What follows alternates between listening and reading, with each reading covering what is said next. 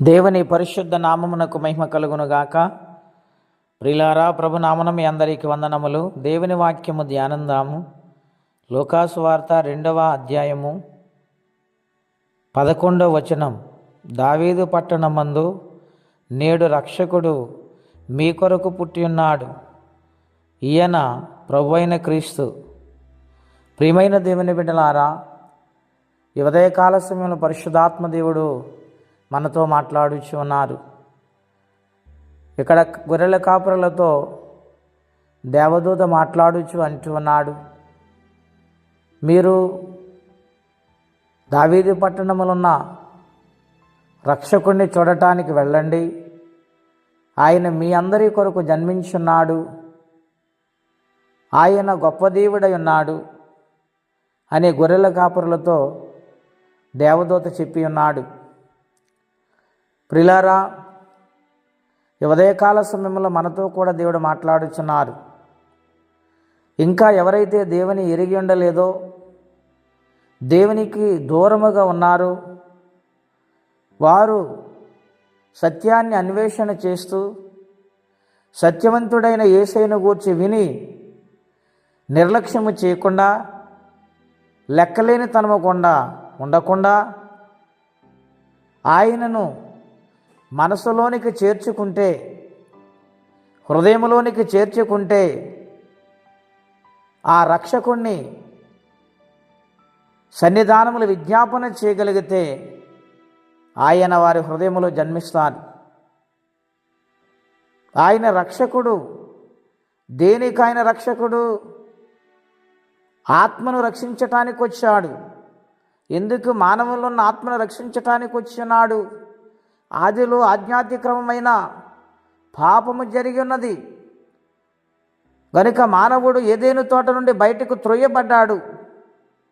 అక్కడ నుండి రాను రాను దేవునికి మానవుడు దూరమైపోవటం వలన దేవుడే వెతుక్కుంటూ మానవుని దగ్గరకు వచ్చాడు. ఆయన ప్రేమంత గొప్పది. దేవుణ్ణి ఎత్తుక్కుంటూ మనం వెళ్ళటం కాదు, కానీ ఆయనే ఎత్తుక్కుంటూ మన దగ్గరకు వచ్చాడు. అదండి ఆయనలో ఉన్న ప్రత్యేకత, గొప్పదనము. గనుక మనల్ని వెతుక్కుంటూ వచ్చినా దేవదేవుని మనం నిర్లక్ష్యము చేయవచ్చునా?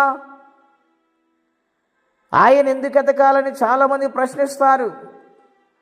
పరిశుద్ధుడైన దేవుణ్ణి మానవుడు చేరుకోలేడు గనుక అపవిత్రతతోనూ ఆధ్యాత్మిక్రమముతోనూ నిర్లక్ష్యముతోనూ పాపముతో ఉన్న మానవుణ్ణి పరిశుద్ధుడైన వాడు పరిశుద్ధ స్థలములో నుండి మానవుని కోసం దిగివచ్చి పాపమును పరిహరించుటకు ప్రాణమే పెట్టడానికి వచ్చిన దేవుడు. ఈ లోకములో అటువంటి దేవుడు ఎక్కడున్నాడండి? ఎంతగా ప్రేమిస్తున్నాడైనా. అందరూ ఈ లోకములో ఉన్నటిని గురించి ఆలోచన చేస్తున్నారు, కానీ ఆత్మ గురించి ఎవరు ఆలోచిస్తున్నారు? ఆ చనిపోతే మనం చూడొచ్చామా అని అంటున్నారు. అది ఎంతవరకు మంచిది ఆలోచన?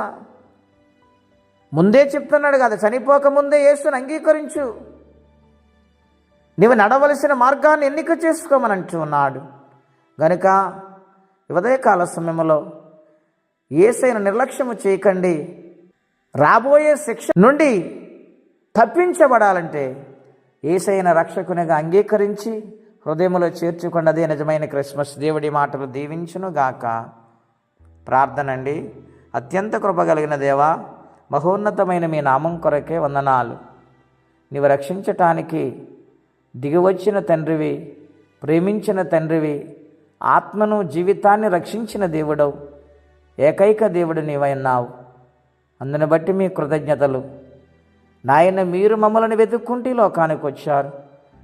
రాను రాను మేము పాపములో శాపములో దూరమైపోయిన మమ్మల్ని అపారమైన ప్రేమ చేత ప్రేమించి ఎత్తుక్కుంటూ మా దగ్గరకు వచ్చి మా హృదయంలోనికి వచ్చావు నాయన.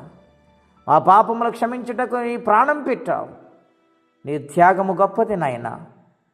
అందుని బట్టి మీ కృతజ్ఞతలు. ఎవరే కష్టముల బాధలు ఇబ్బందులు ఉన్నారు వారికి నీ సహాయం పంపించమని యేసుక్రీస్తు వారి పుణ్యనామములో ప్రార్థించి వేడుచున్నాము తండ్రి.